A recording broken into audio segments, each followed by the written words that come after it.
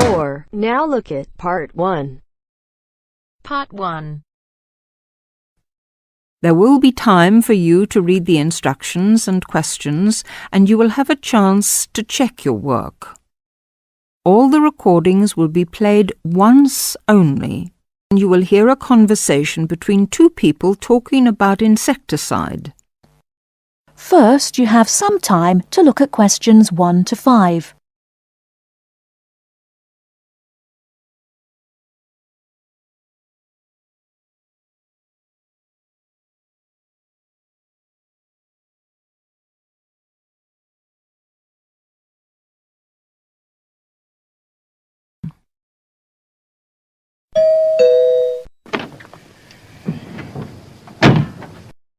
Yes? Oh, good morning, madam. I'm from Pestaway Market Research. I'm doing consumer research in this area. I wonder if you'd mind telling me, do you use Pestaway in your home? Pestaway? Oh, the insecticide thing. Well, yes, as a matter of fact, I do. What do you use it for, madam? Fleas, ants, cockroaches, woodworm? Oh, cockroaches.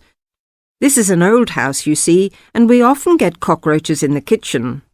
I tried scrubbing and disinfecting, but it didn't seem to do much good. And then I heard a commercial about Pestaway, so I thought I'd try that. Was that on TV? No, it was radio, one of those early morning shows. You heard it advertised on the radio? Fine. And you say you use it in the kitchen.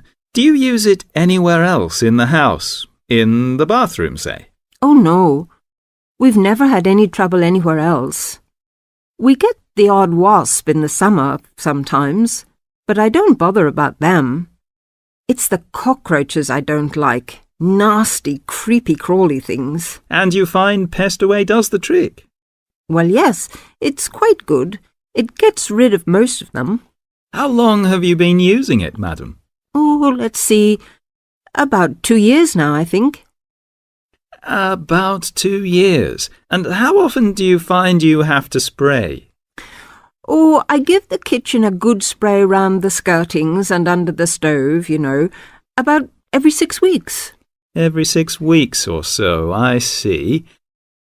Before you hear the rest of the conversation, you have some time to look at questions 6 to 10.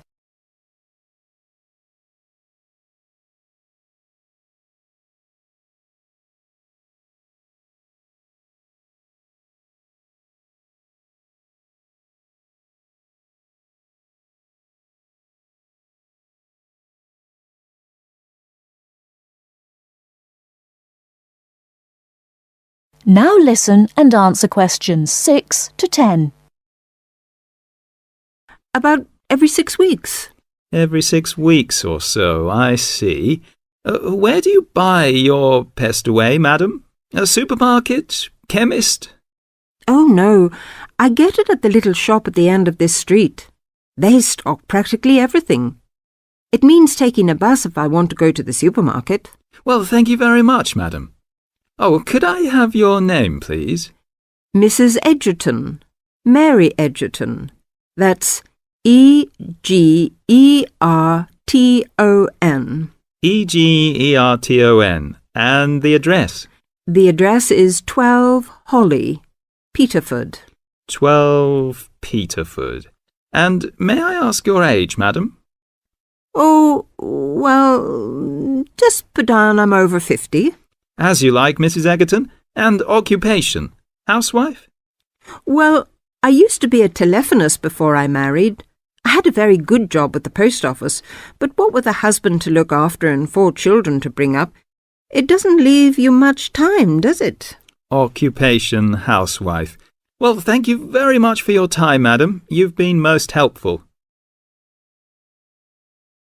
That is the end of Part 1. You now have half a minute to check your answers.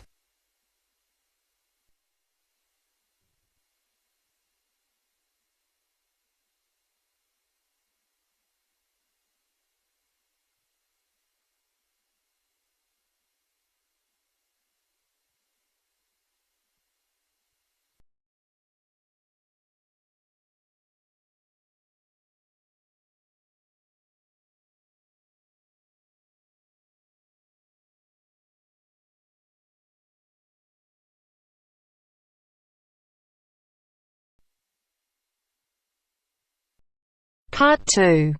You are going to hear an interviewer who is interviewing Alan. He made a great discovery of Mungo National Park. First, look at questions 11 to 15.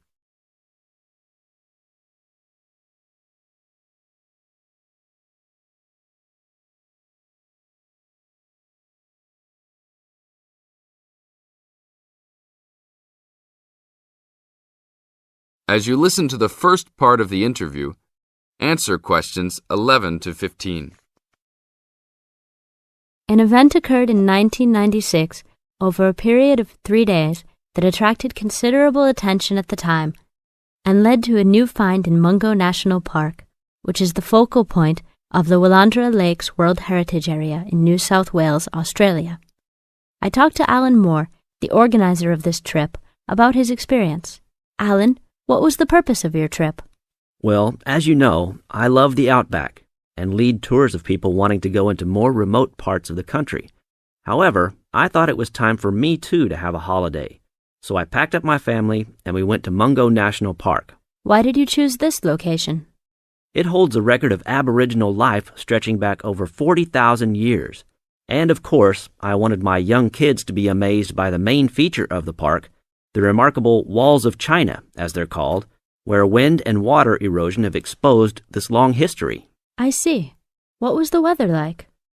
It was unusual for that time of year. The rain was just one continual downpour after another. We were always soaked to the skin. So we decided to cut our holiday short and only stayed 3 days in the end. However, it was eventful. The obvious problem was to get back to the nearest town, a small place called Burunga. But the dirt roads out there are always impassable after rain, so we settled down for a long, wet wait in the park. We didn't really mind because the scenery was so interesting. However, the kids wandered away without our noticing, and eventually we realized they must be lost. So we used our two-way radio to contact the park rangers and the police, and a helicopter was sent. Luckily, the kids were found within a few hours, but they'd made an important discovery. Now look at questions 16 to 20.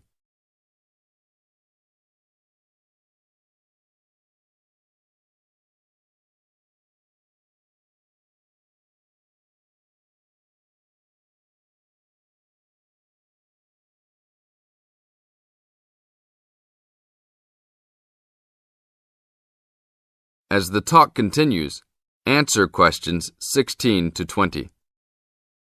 So, the trip was also eventful for another reason, wasn't it? Yes. They led us to some ancient Aboriginal art. The kids had taken shelter in a very small, low cave that was difficult to see from the outside. We were lucky to have another family camping in our location. When they heard us calling the kids, they immediately helped us search for them, and as the hours went by, they also provided us with much-needed support and encouragement. We really appreciated their help. And as we were already soaked through after looking for the kids for a couple of hours, they even made sure we had enough dry clothes to wear. The park ranger managed to get through to us to lead the search, and when the helicopter pilot notified us by two-way radio that he'd seen the children but was unable to land nearby, we were able to eventually find them very excited about what was in their little cave. And what did you think of their cave? Well, after squeezing in, I must say I was impressed, and managed to take a few photos of it before we left. There were many faint markings and dots on the wall. It was difficult to tell what they represented because they were so small, but people from the museum who have since visited there said the markings were similar to some other findings in the area, and later confirmed they were very old. Although it's now a protected site, the children like to call it their cave, and are allowed to visit it when a ranger can go with them. Thank you, Alan. If you go to Mungo National Park, you can see the entrance to the cave and some of Alan's photos at the ranger's station. Alan continues to lead tour groups in the outback, and if you want further information... That is the end of part 2. You now have half a minute to check your answers. You now have half a minute to check your answers.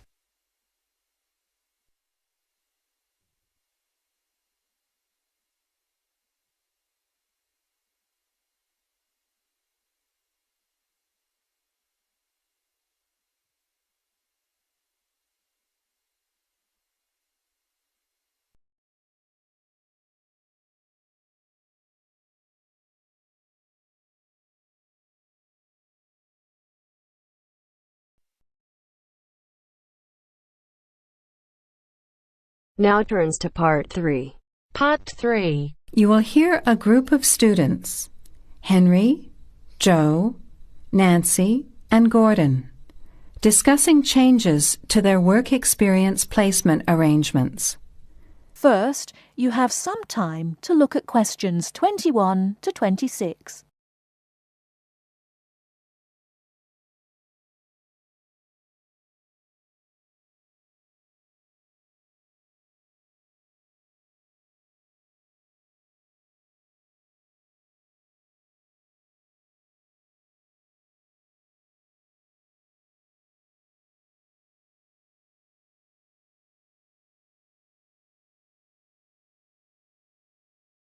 Now listen carefully and answer questions 21 to 26.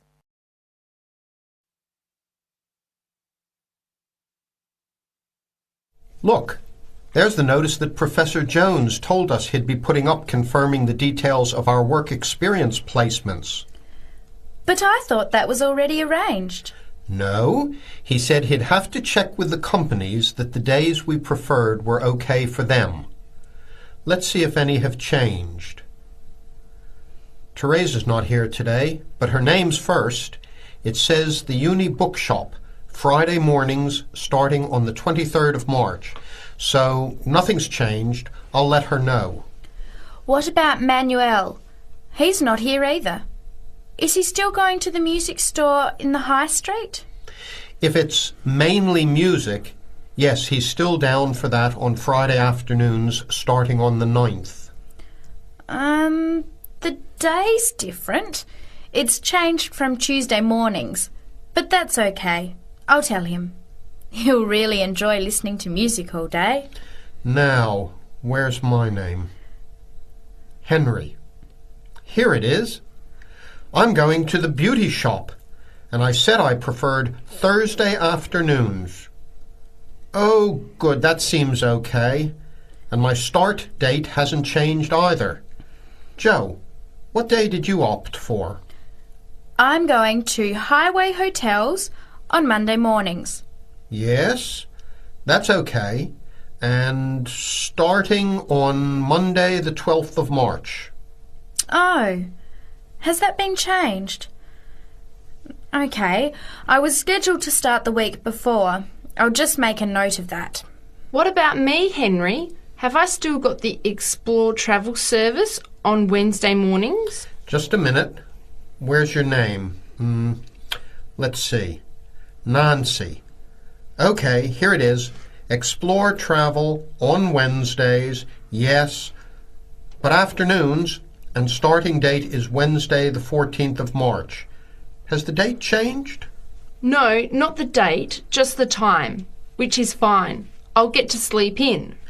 You lazy thing, Nancy. Chris's name is next on the list. Gorgeous Gowns Fashions. What a name. Yes, it sounds good, doesn't it? I'm hoping he'll bring me some free samples. So, has he still got Wednesday mornings? Yes, Wednesday mornings starting on the 14th of March. Okay, I'll tell him when I see him tonight that his arrangements haven't changed. Gordon, what about you? I chose that software company that makes computer games. I can't remember its name, but I asked for Tuesday afternoons. Oh, yes. Here it is. Games to go on Wednesday mornings.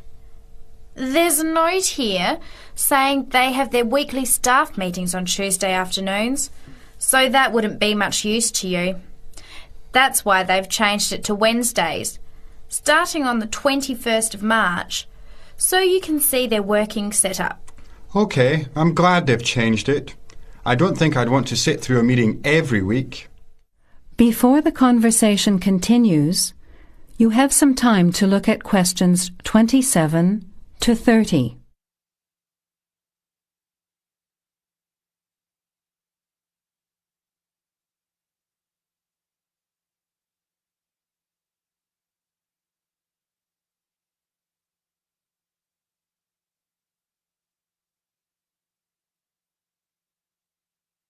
Now, as the conversation continues, answer questions 27 to 30.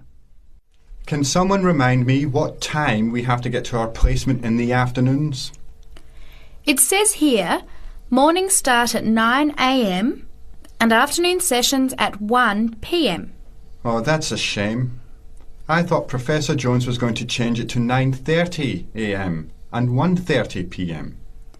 Yes, he did say that he'd try to make it later, but obviously that wasn't possible. By the way, just in case, what happens if we're ill or something and can't make it? Do we phone the college or the place we're going to?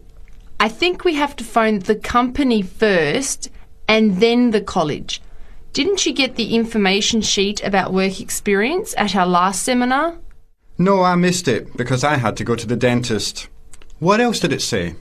Well, we have to do a total of 24 hours altogether.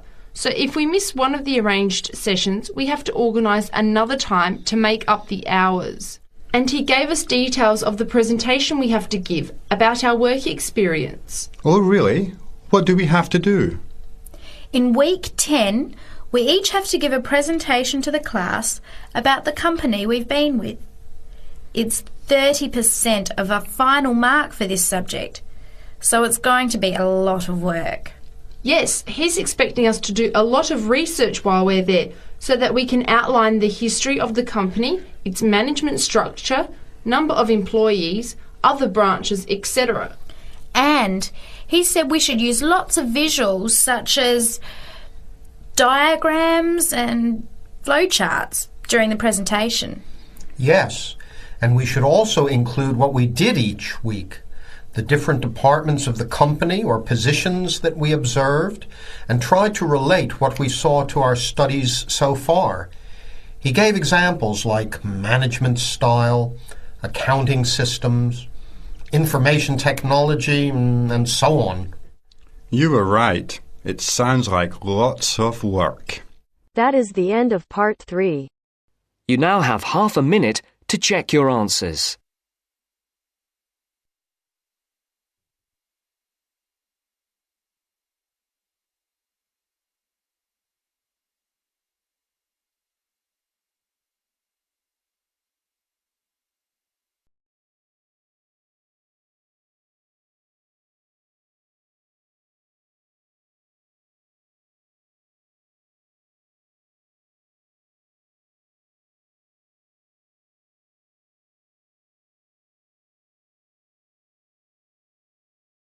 You are going to hear the first part of a lecture on American culture and American customs. First, you have some time to look at questions 31 to 40.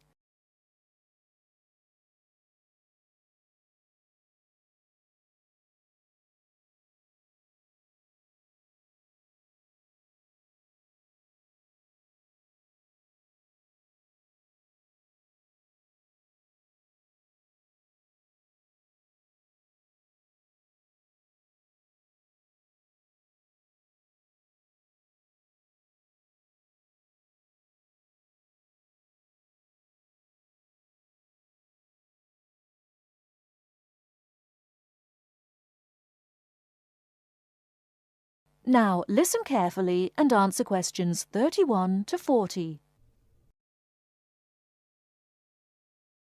Well, last week we talked about American education, and today I'm going to discuss American values, characteristics, personal habits and courtesies.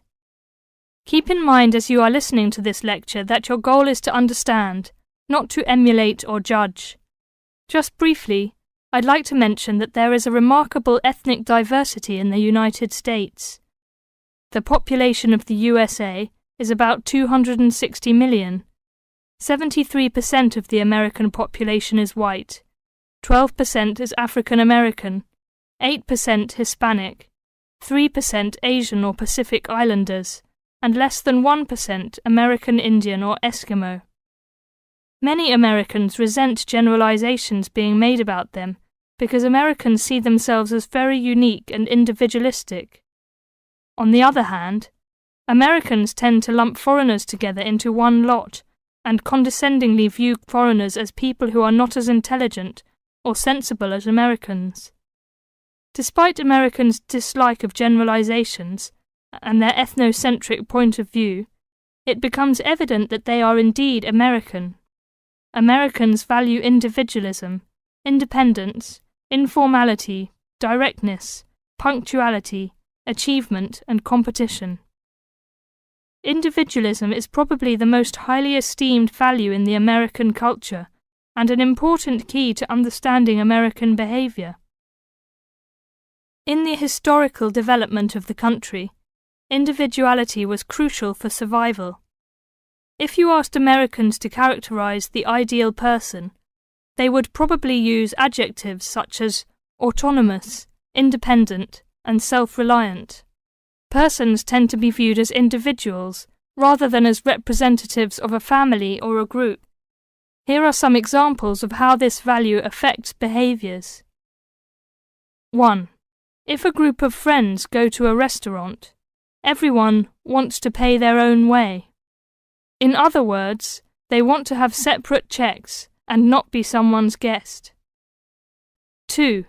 In friendships, which seem to initially develop more quickly in the US than in other cultures, the Americans may feel uncomfortable if you give them more help than they need. This is a tendency to draw back and see dependency as weakness. In some ways, the stress on the individual rather than the family or group has led to a more informal society. Sometimes this lack of formality is viewed by members of other cultures as a sign of lack of respect. But that is not the intention in the American value system. This informality is even more predominant on the university campus than in other segments of society. Some ways in which you might see this value expressed in behaviors are: 1. You will generally be on a first-name basis with other students, in spite of any age differences. 2. Dress is very informal on campus. 3. Language is informal and sometimes confusing. Phrases like "see you later" and "drop by any time" are not meant literally. They are informal ways of saying goodbye. Americans are direct. Honesty and frankness are more important to Americans than saving face. They may bring up impolite conversation topics which you may find embarrassing, too controversial, or even offensive. Americans are quick to get to the point and do not spend much time on formal social amenities.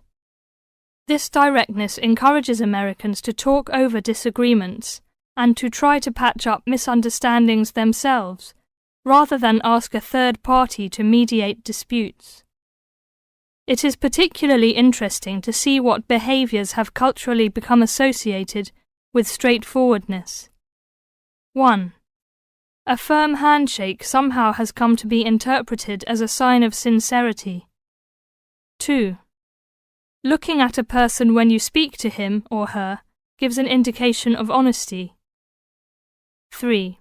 In a question of honesty versus politeness, honesty wins. It is considered better to refuse graciously than to accept an invitation and not go. 4.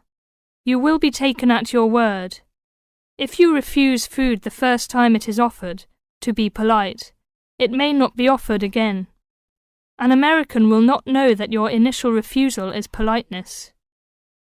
Great value is attached to time in the US. Punctuality is considered an important attribute. As with all values, there are different rules of acceptability in different cultures. In the US, you should be present for school or business appointments at the exact time agreed upon. In social appointments, you can arrive 10 to 15 minutes after the agreed upon time without giving offence. If you are invited somewhere for dinner and are more than 15 minutes late, you will need to offer an apology and an explanation. A phone call explaining you have been detained and will be late will save face for you and patience for the other person. Americans also value achievement and competition. The American style of friendly joking or banter, of getting the last word in, and the quick and witty reply are subtle forms of competition. Although such behavior is natural to Americans, You may find it overbearing or disagreeable. Americans are obsessed with records of achievement in sports, and sports awards are often displayed in their homes. Also, sometimes books and movies are judged not so much on quality, but on how many copies are sold, or on how many dollars of profit are realized. That is the end of part 4. You now have half a minute to check your answers.